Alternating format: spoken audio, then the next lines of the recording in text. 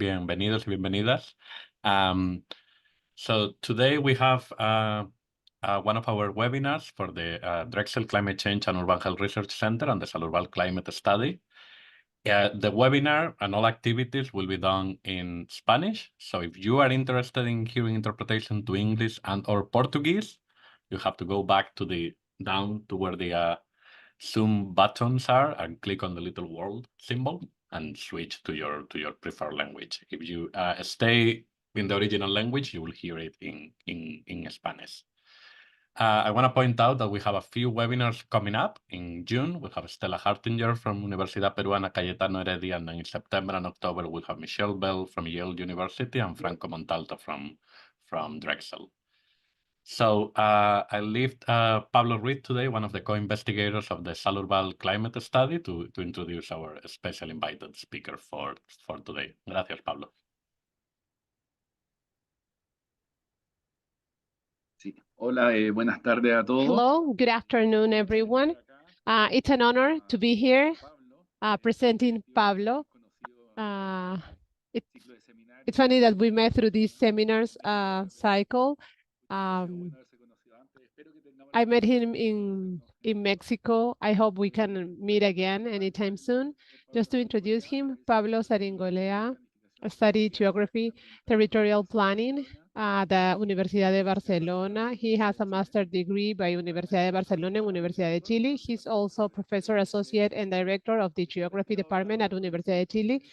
He's an adjoint researcher of CR2, that it's a research center that is very important back in Chile.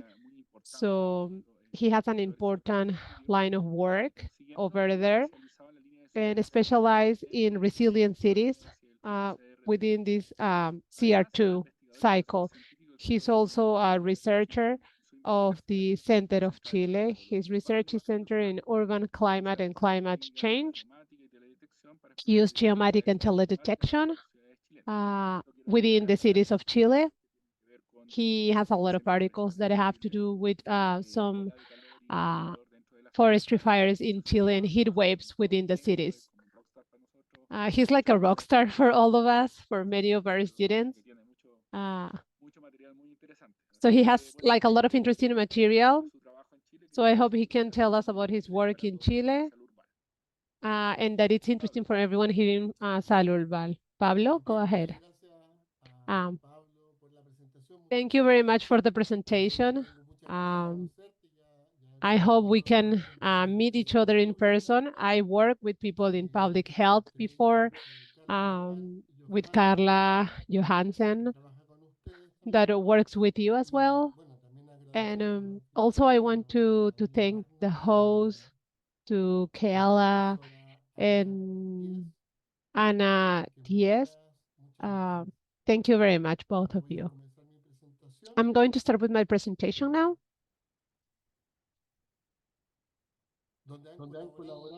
Where there has been collaboration from different colleagues. I've mentioned a couple of them who are part of this project, projects of Universidad de Chile as well, of Universidad Playa Ancha, that are cooperating as well with us to move forward, to understand a little bit of these socioeconomic inequalities that we have within the cities and that can be seen in health-related topics, especially during the pandemic.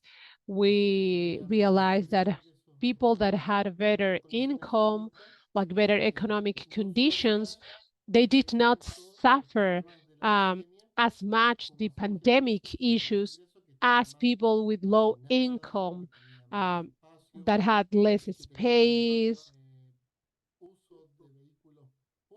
that had to use more public transportation, so they were exposed to the pandemic. So this can also be seen with heat waves and pollution, and even with topics that Pablo's team is working in relation to premature death of fetus because of an excess of heat.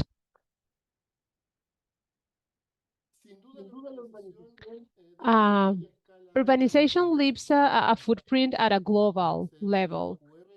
In that QR code, you will be able to access this map with the different urban areas in the houses back in 2021.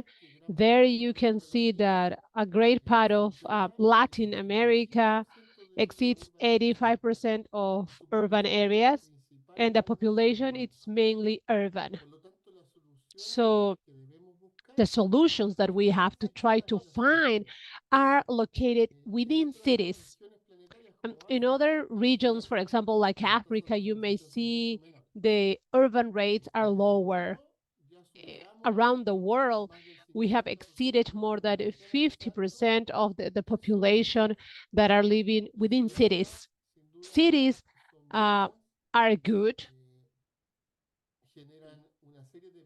They generate a different number of benefits, like they are close to health centers, they are close to work, to different activities, to have access to education. But we need to improve the management and the planning of these cities so they can be better spaces and for them to generate less stress, less diseases, among other issues. If you will see the map of the different cities, like in a greater detail, there are a lot of graphs where you can see the cities at night, and the pollution that cities generate. We can say that 3% of the globe, it's an urban surface. We've mentioned that 57% of worldwide population live within cities, and they are responsible of 75% of the energy consumption. That is the solutions, thinking about climate change, are within cities, because they are also responsible of 80% of the greenhouse gases emission. The main responsible for climate change are these greenhouse gas emissions that have increased from the industrial era. Now we are like 410 parts per million of CO2.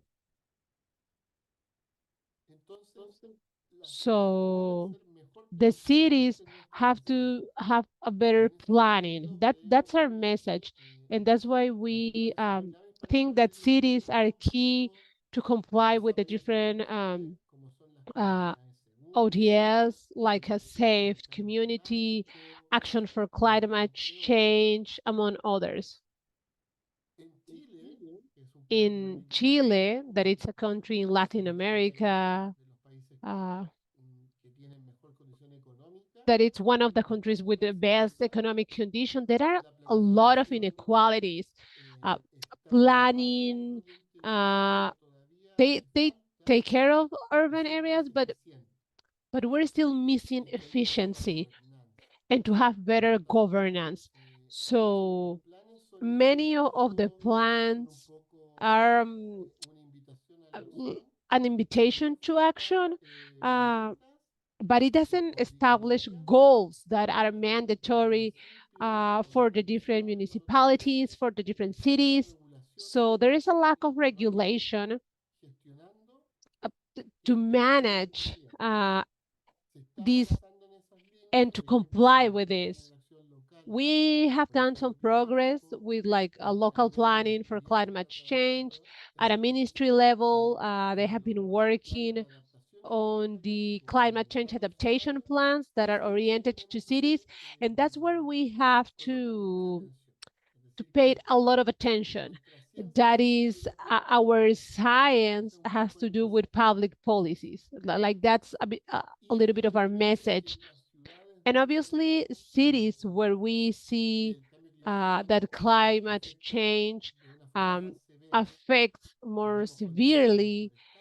We have some wildfires that have been mentioned by Professor Pablo Ruiz that affect the interface in the urban area and forestry area, but also heat waves.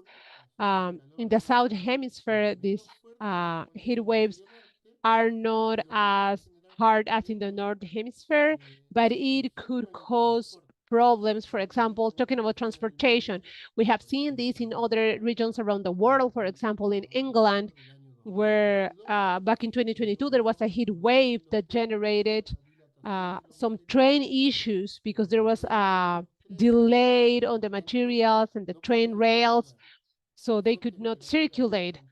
Those are temperatures that are less than 40 degrees, but the engineer designs are not prepared for those temperatures that they had back in 2022, the summer of 2022, back in the North Hemisphere. What we are studying, and it's been a while now, are these heat waves. And what we see here is that Santiago City could be above 5 degrees related to the rural areas. For example, Providencia or Santiago, that are like in the center of the city, temperatures could be 5 degrees higher than in those rural areas. The heat waves are like an positive thermal anomaly between the center of the city and the non-urban periphery.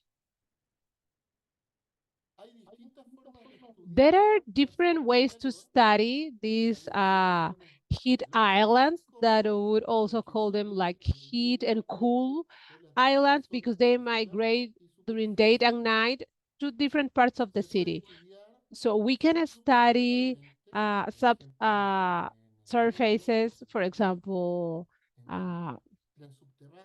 the metro could be studied. We know that there is a lot of like accumulation of heat in these trains. We can study that with satellite imaging to understand the heat island, the surface one, as well as they can study the effect of the temperature within a year. We have had some progress between surface temperatures, and we want to understand the relationship that there exists between these two strategies.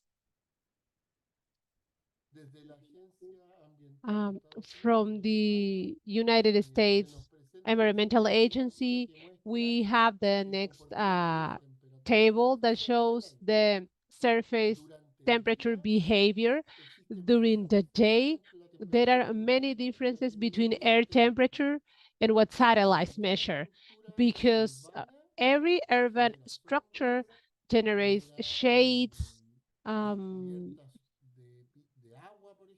is like some water coverage that can cause a local cooling. Areas that are built, there's a lot of variability when we talk about the air temperature.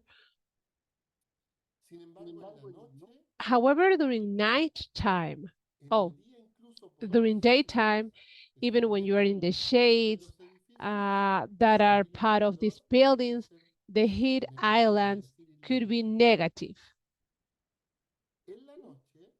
During nighttime, air temperature and surface temperature measured by satellites tend to get even, because we don't have the component of solar radiation. We only have some energy leakage. So the temperature, the air temperature and the satellite temperature will be the same. That means that the satellite transform very close to air temperature at night time.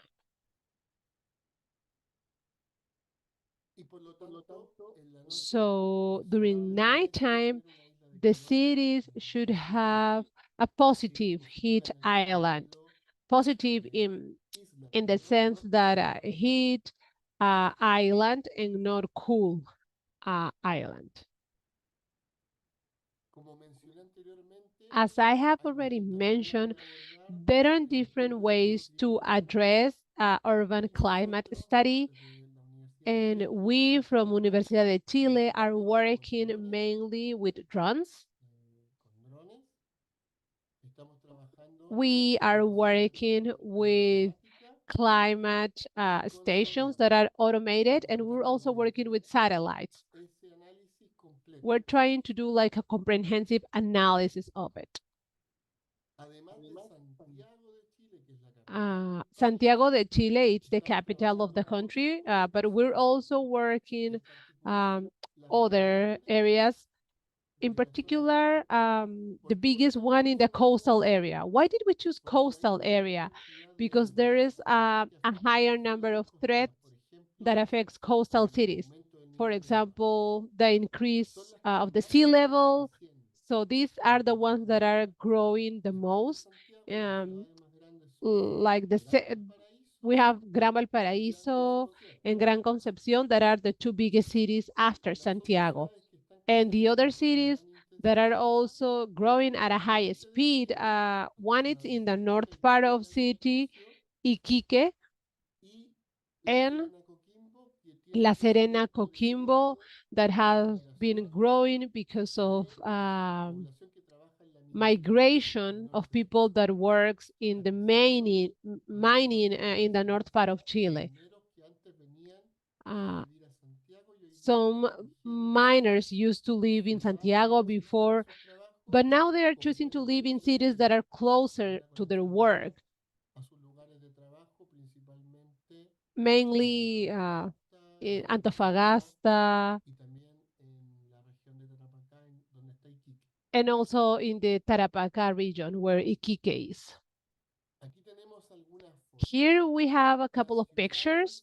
The cities of Latin America, especially in Chile, are cities that are not very high. As you can see in these both pictures, Iquique has an important growth in the number of buildings that look here kind of isolated, but houses do not exceed like a 2 or 3 floor house.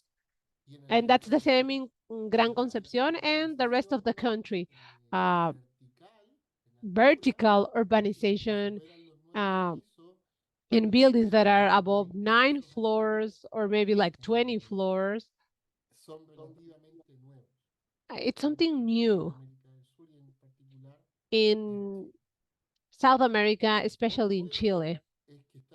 Another thing is that we have a lot of migrants, like the poor people in our country are generating this informal housing in the periphery of the city. Iquique, for example, has Alto Hospicio that is 500 meters over sea level. Behind that dune that you can see here in this picture of Iquique, there is a high number of population there, low-income population that have this informal housing there. Valparaíso is going through a similar situation, but you're also like can see a couple of buildings there in the Valparaíso comuna, but these buildings are more frequent, for example, in Viña del Mar, Concón, because of tourism, they are increasing the number of houses that are over 20 floors. As I mentioned, we are installing some climate stations in the 4 areas that I mentioned. Great part of these stations are ours. These are our stations. They are open in an EcoWheat platform. They're low cost stations. They are the same brand. So it allows us to have equal data collection. Here in Valparaíso, more than 20 ml. And today morning, the temperature, the air temperature was like 4 and 11 degrees in a couple of stations that we have in Valparaíso. We're going to place these weather stations in Iquique, La Serena. We're going to continue in Valparaíso and La Concepción. And we also have a project that is led by a colleague here in Santiago, where we're also going to have a couple of stations. The idea is to compare the air temperature with the one that it's being registered by the satellites. 2 years ago, we published this that explore these socioeconomic inequalities and the heat islands in Santiago. And we have support ourselves using some big data platforms that had allowed us to have access to a lot of satellite imaging data, and we are working on that for the rest of the cities. Methodology has been progressing. If you want to have more details, you can send me an email. I'll be happy to help you if I can. Or you can also access to this article that you see in the slide. There has been some adjustment to improve it. From 2022 up until now, we had access to better data, like better socioeconomic data for these cities that divide the population up to 7 groups, where we see the average income for these households, for the different families. Let's say that $1 are 1,000 pesos chilenos. So the richest people in Chile has a monthly income next to $7,000, while the poor population has a monthly income of like $360 per month, like a whole family. That usually a family in Chile is formed by 3 or 4 people that live with that amount of money. So we have seen in some satellite data that rich population has a better urban climate than the middle income population, and the poorest population, there is a mix because it depends a lot of the materials and the environment where they are located. Sometimes they have some green areas, but the quality of the house is bad. So their climate conditions within the house are bad. So let's take into consideration that we are studying the air temperature, the outside temperature. We are not studying what happens within houses.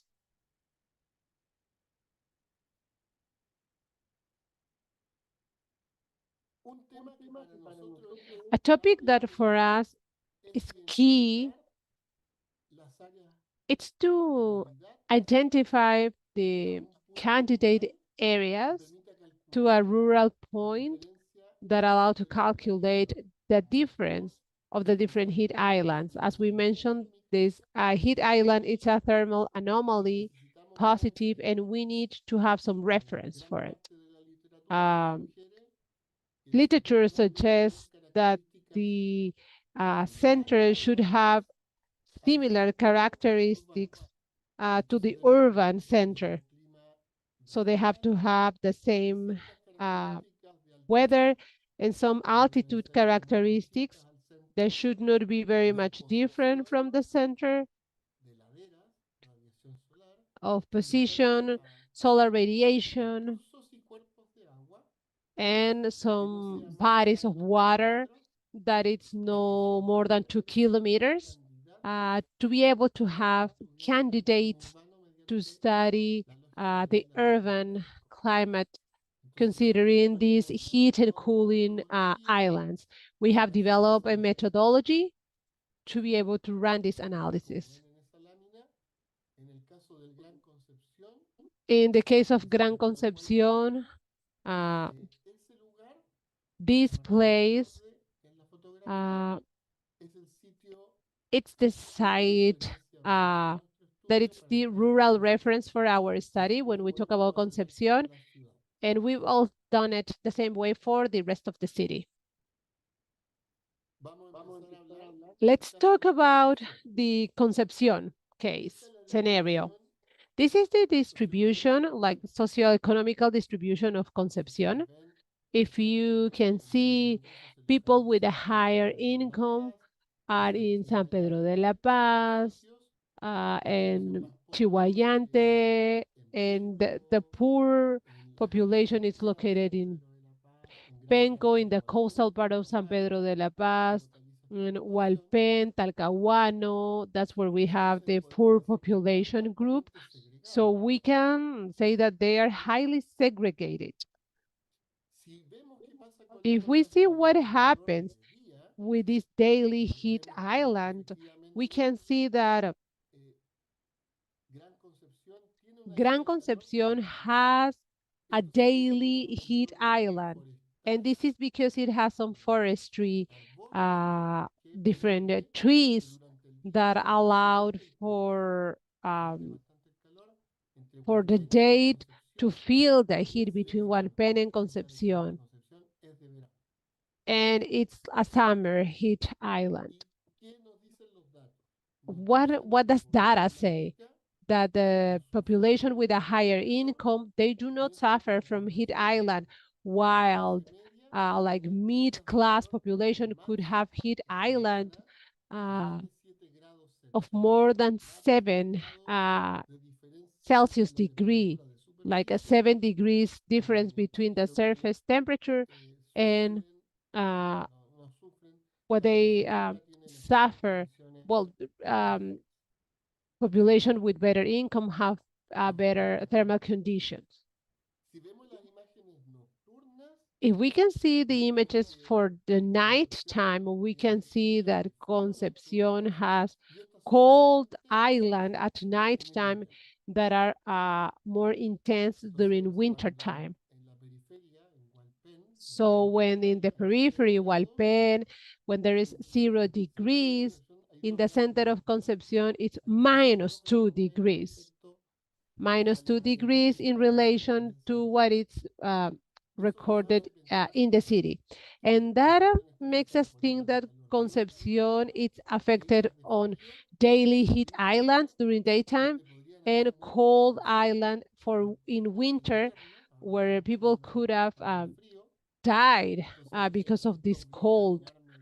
So this is a need to start taking measures and try to generate climate shelters for winter time in a city in the central part of Chile. If we see the cold island, the ones that do not suffer cold weather are people with a high income, while the middle class could have some issues. And last but not least, what we do was to mix the heat islands with cold island, and we generated this map. And this purple color, you can see the worst conditions that are between Huaypén and Concepción, because in summer they suffer from heat island, and during winter time, nighttime, they suffer from cold island. And this would allow us to analyze what happens with their health conditions, socioeconomical conditions in the case of Concepción. Another of our cities are La Serena, Coquimbo. It's a very much segregated city, as you can see. We did the same analysis, and the difference with Concepción is very much similar of what happened in the rest of the cities within the north part and south part of Chile. During the day, the city is cool, and the heat island happen at nighttime and also during winter time, as you can see in the slide. If we divide it per neighborhood, the neighborhood that has a higher intensity of heat island, it's in Coquimbo or Cochrane, with more than 2.5 night heat degrees during winter time. It could be a benefit if we see it from the point of view of like winter time, like winter heat could reduce the costs of energy. We did the local climate areas analysis that we use for urban climate studies that are 17 classes, 10 urban and 7 non-urban. And for all this area, we are seeing that what is happening with the heat. It is relevant because, for example, in the typology number 7, in general, there are informal houses, some camps, as we call it in Chile, while the 9, number 9, there are like concrete houses where they have green areas, swimming pools, like urban areas for people that have high income. I'm going to pass this one. What happens per socioeconomical groups? And this is important to take into consideration. People that has higher income, again, they do not suffer of heat island. They do not suffer of heat island or cold island. As you can see here, the ones that suffer from these cold islands are people with low income, and also people with low income suffer from heat islands. So there is something that we need to improve about the environment where people live, maybe to have more green areas, access to water, something that could refresh the air. Then we have mixed different scales by using drones. So we have some drones flights cooperated with colleagues here at Universidad de Chile. In the case of La Serena, we have also had drones in Quilpué, Valparaíso, Gran Concepción, and Iquique. So we are having some progress on this. What I can see again, it's people like low income people. We have C1A groups that makes around $4,000. We can see that there is some socioeconomical effect based on the temperature. This is an example for you to see what we can see by using the drones. This is an image that shows in red the vegetation areas, and finally the temperature. Where there is vegetation, green areas, surfaces are colder. When there are permeable cover, we have higher temperature. So there is a relationship between the temperature that is registered by the satellite and drones or the air temperature. In Iquique, we're also working during nighttime because the heat islands in Iquique are at nighttime and during summertime. This is Sentin Express images.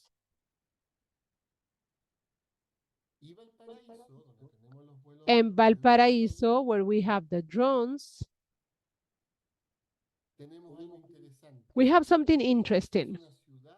It is a city, like a big city, more than 700,000 inhabitants, where we can see that during summertime, the heat islands are in Culcoren Alemana community, but at nighttime, the mild heat islands that are between Valparaíso and Viña del Mar.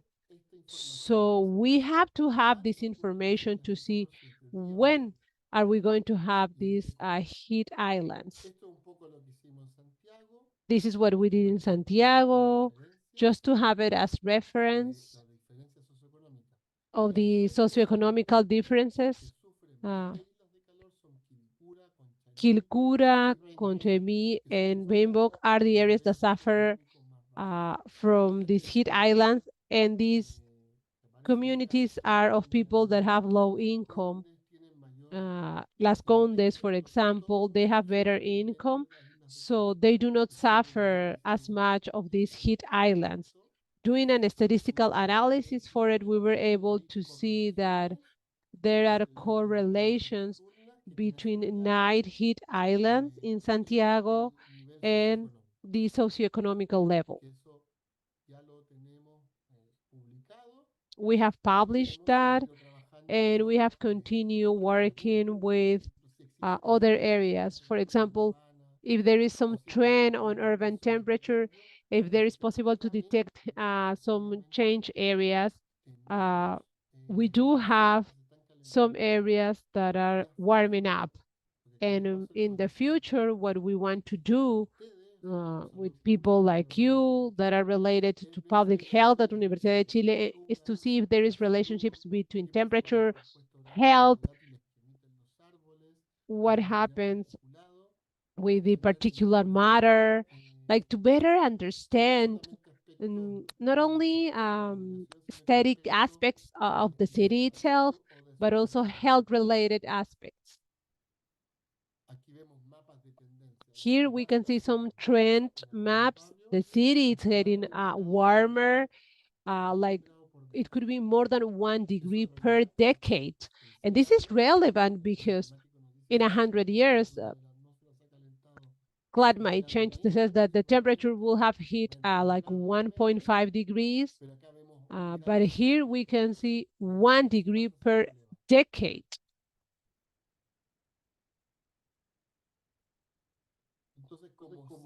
So as a summary, what I would like to say is that we believe that it is important to integrate urban technology and public health in cities because it is a very important topic to have some certainty during pandemic, diseases, pollution episodes, to think that socioeconomical groups, it's like the synthesis of many factors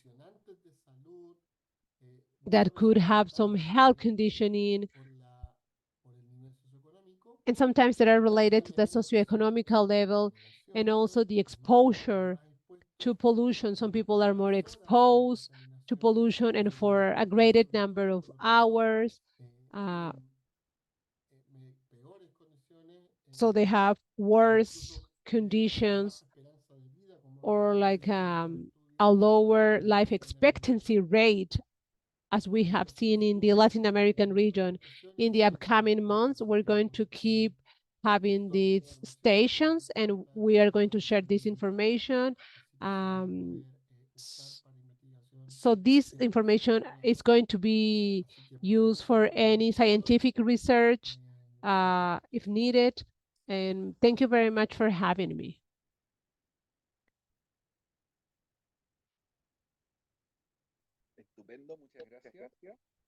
Great. Thank you very much. Osama told me to take care of questions. So you can write down if you have any questions in the chat or in the question sections. If you have any. I have a question. I'm going to just do it here. So I will directly ask the question.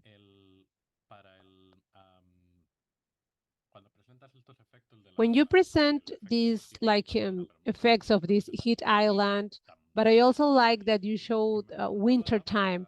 And I was wondering, in a couple of studies, like for some projections for the future, of the impacts that climate change has in mortality rate. For example, they talk about how the reduction of cold weather, because there's going to be an increase of temperature, there's going to decrease mortality rate, because at the end, cold weather also causes death. So have you thought about that when you study this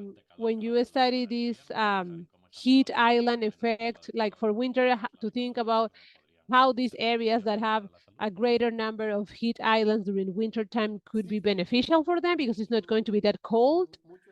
Yes, actually many researchers talk about this, that these heat islands have a positive impact, but also negative impact.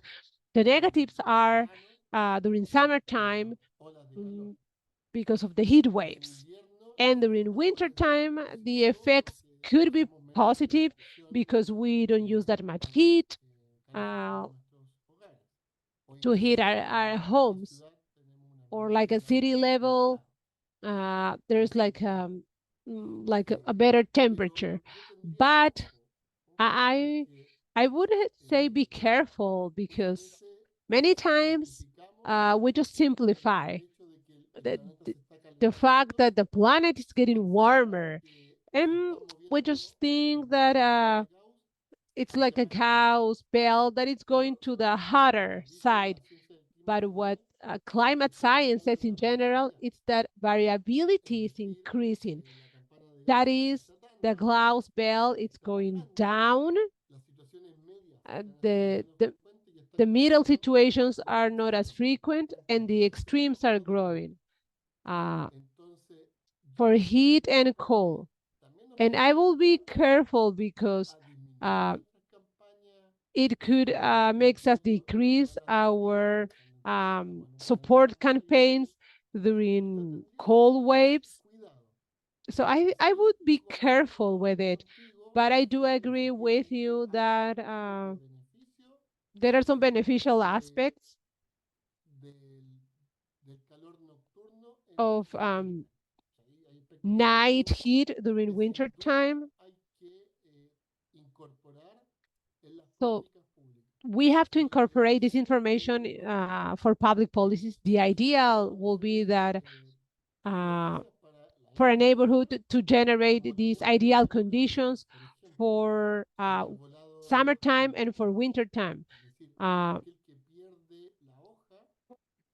For example, trees, if they lose their leaf, it's good, because during summertime we get some shade, and in wintertime, because they lose their leaves, we have to think about solutions that involve nature, that involve technology, and that has this double role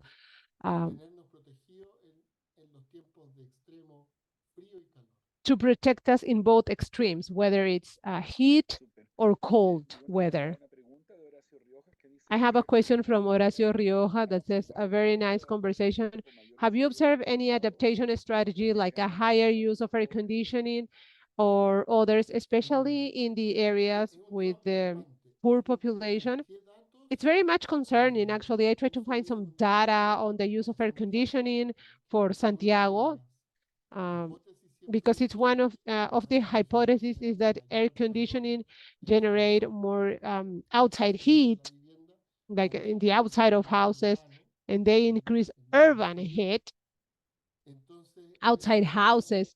So we have been trying to find solutions on the material of houses to reduce the use of air conditioning, because it also consumes energy and could also be an indicator of some energy issues. If we base everything on having access to air conditioning with electric energy, that prices are increasing, people will not have access to air conditioning or to heating systems.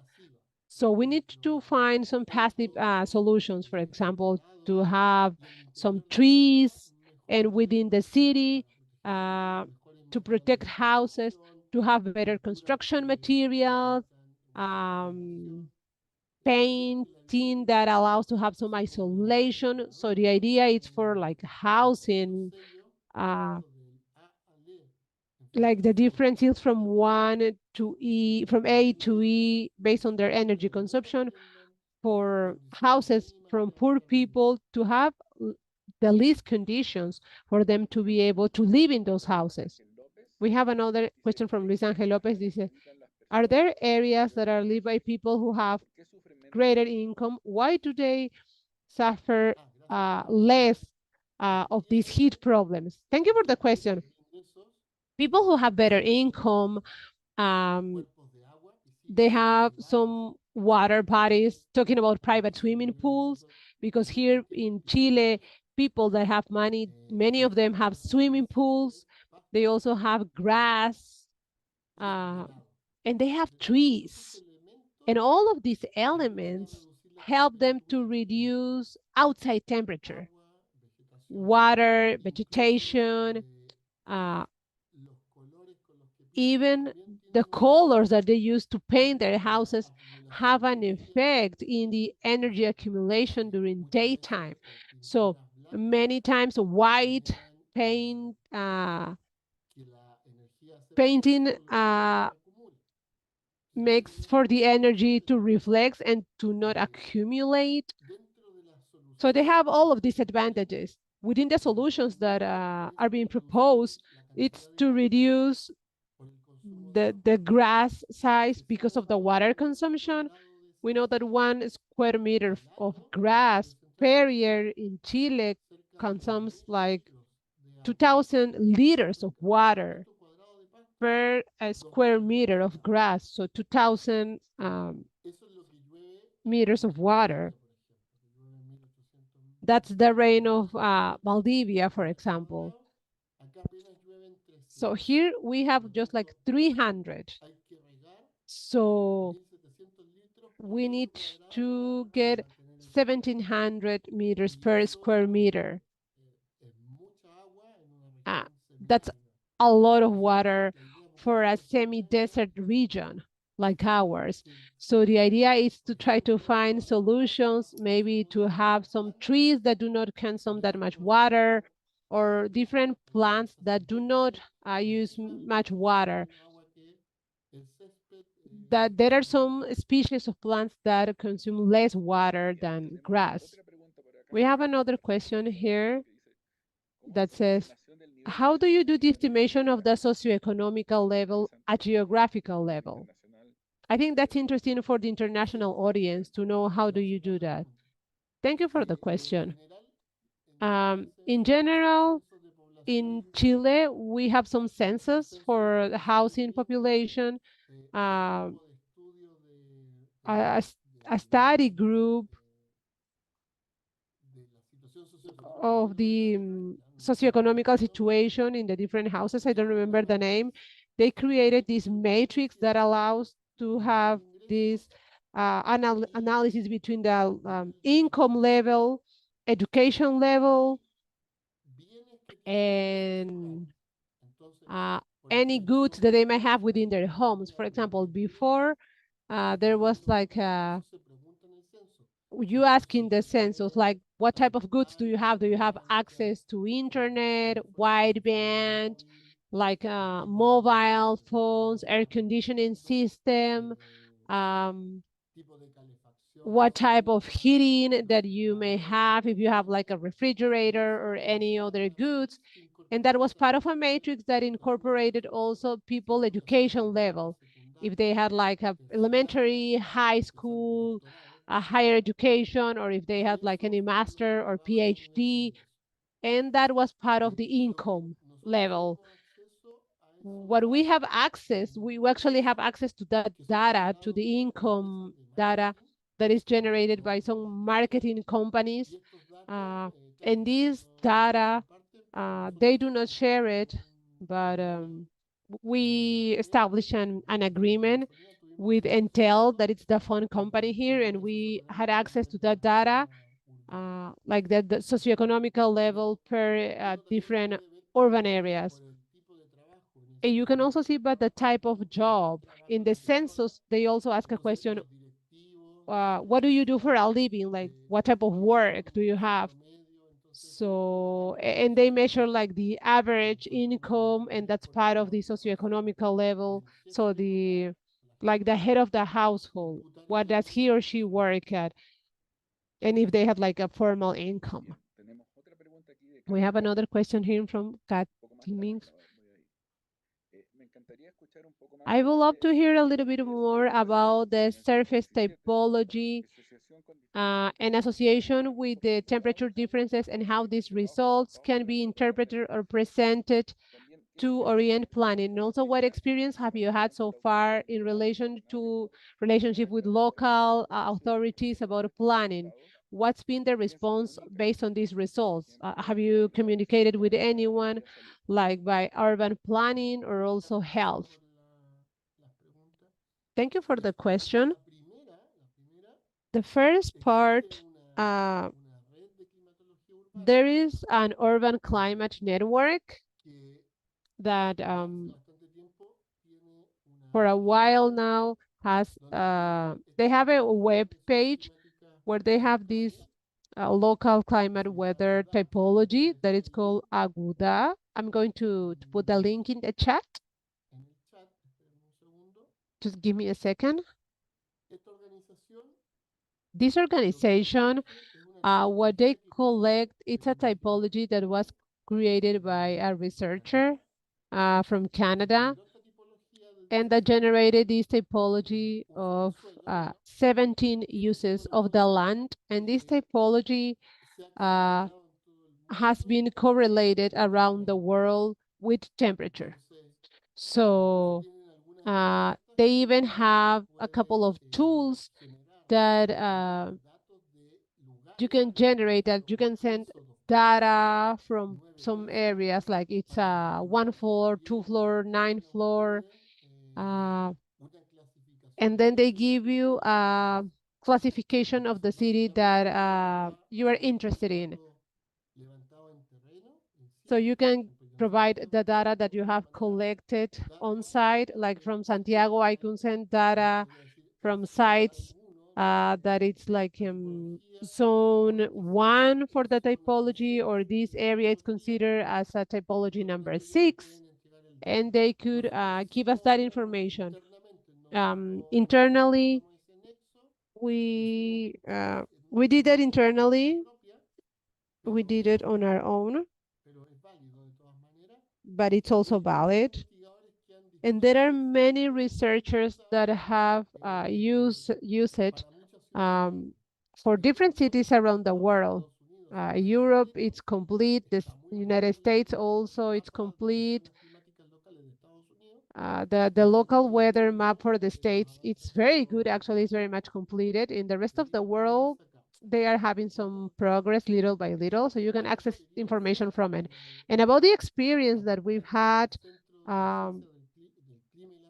from this resilience and climate center, we've been in touch with the Ministry of Housing and Urban Areas that are in charge of climate change adaptation plan.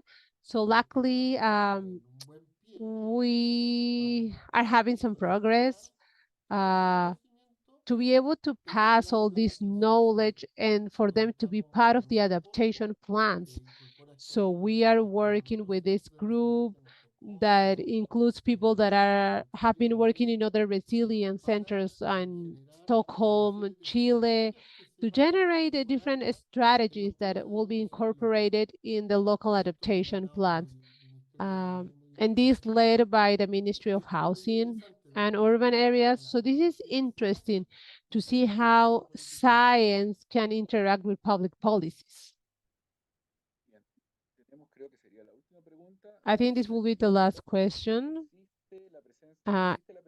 Is there the presence of exotic trees with a high evapotranspiration? That's a really good question, actually. In Santiago, we do have a lot of exotic trees. I don't remember the scientific name, but it's a sort of a banana tree that provides good shade, but also has a lot of organic volatile compounds, and it causes some allergies about evapotranspiration. We haven't worked on details, but there are trees that generate a lot of evapotranspiration. You can see that in some neighborhoods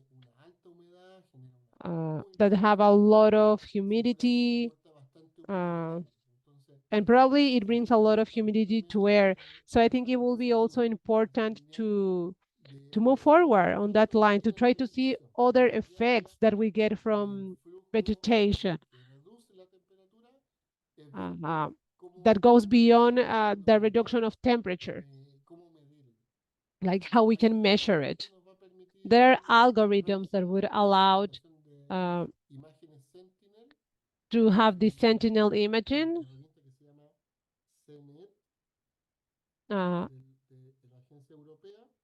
from the European agency.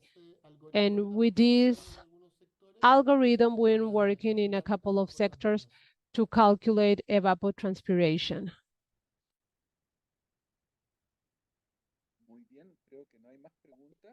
Thank you very much. I think there are no more questions.